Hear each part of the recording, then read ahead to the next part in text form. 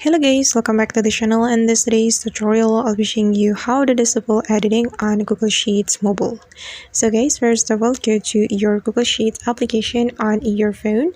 Then you're going to select a file that you want to disable the editing. And I'm going to go with this file. So we can tap on the three dots button on the file.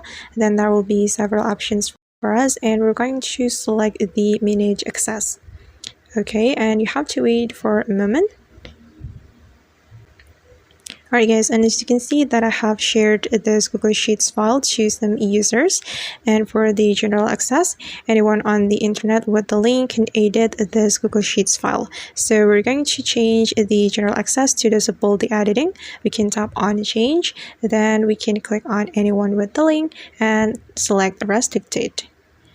Okay, and wait for a moment. All right, and now the permission has been updated, and as you can see, only people edit can open with the link.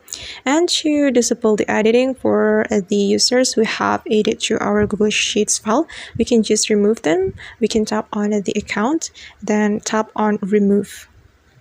Okay.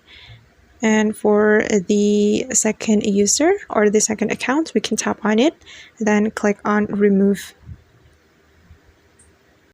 Okay, and now the editing has been disabled.